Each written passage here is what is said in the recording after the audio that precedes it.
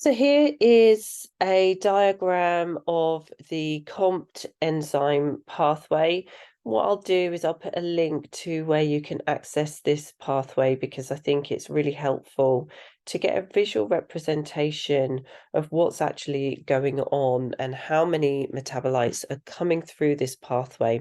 So the action of any enzyme is to take a metabolite and make a change to it. And that change is either going to upregulate the process of that metabolite or change it to a more usable form, or to change it to deactivate it for removal or detoxification through the body. So the COMT pathway itself is responsible for metabolizing estrogen, cortisol, adrenaline and noradrenaline, and dopamine. So it's a really important enzyme pathway to be having a look, particularly for chronic health conditions, because this particular enzyme pathway, as with any other enzyme pathway, can be subject to what we call genetic polymorphisms or genetic changes, which affects the functioning of this enzyme pathway. So some people might not have any variant whatsoever, which means that we would kind of say, yeah, that's a normal functioning enzyme pathway. So it will respond very well to, for instance, if there is a temporary increase in stress, the pathway, if it's functioning normally or optimally, will be able to respond to that temporary increased demand on that pathway and deal with those metabolites effectively. However, what can happen, and really common, and neither good or bad, it just has certain consequences. The enzyme can be have a variant that means it's upregulated, so it's faster, or it's downregulated, so it will perform its actions a lot slower. So we're going to focus on what happens in a slow functioning enzyme pathway in the context of chronic health conditions, because there's a number of consequences related to this particular pathway. The first one would be estrogen clearance. So estrogen, you can see, comes through this pathway. So if there is a slow functioning enzyme that it's being met with, there is a potential for estrogen clearance to be a lot slower.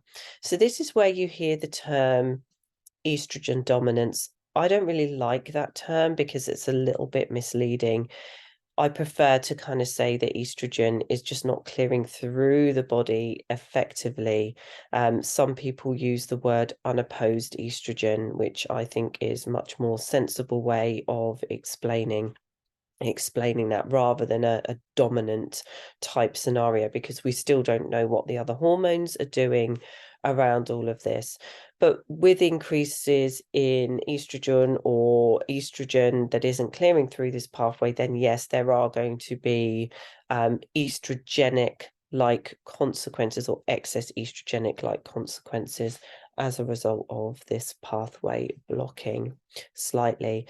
Also, you can see, because cortisol, adrenaline, and noradrenaline come through this pathway as well, there could be a bottleneck of these particular metabolites clearing through. So then you're going to see symptoms of excess cortisol, symptoms of excess adrenaline. So that could look like heart palpitations. It could look like the symptoms people experience with POTS, particularly when there's that anxiety type presentation as well.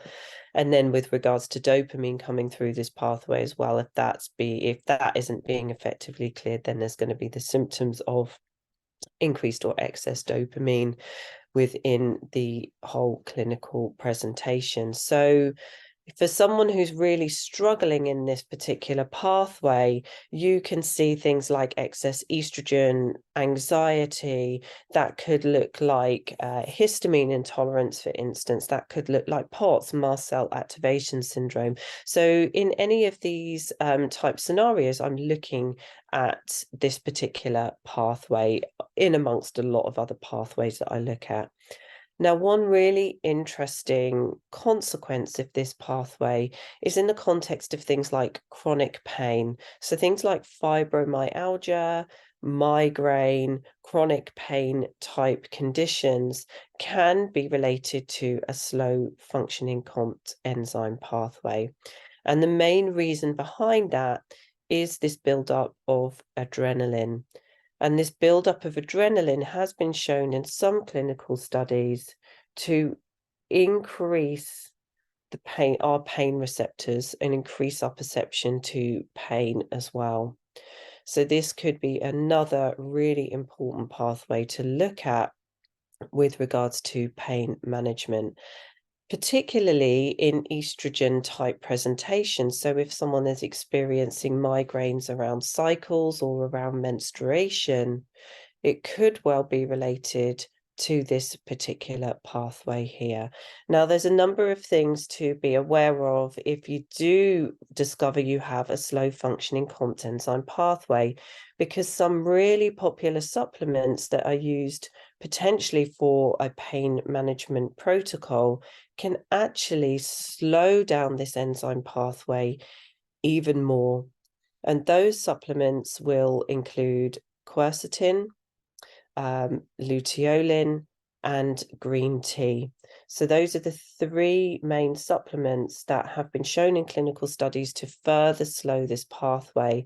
So this can be a reason why some people who take these supplements will say, that supplement didn't help me, it actually made my condition a lot worse. And it could well be that that's the reason behind it. So in that scenario, you need to be looking at other types of supplements such as hesperidin, resveratrol, PEA, glycine, and magnesium. And some people also find that melatonin as a medication can be really helpful.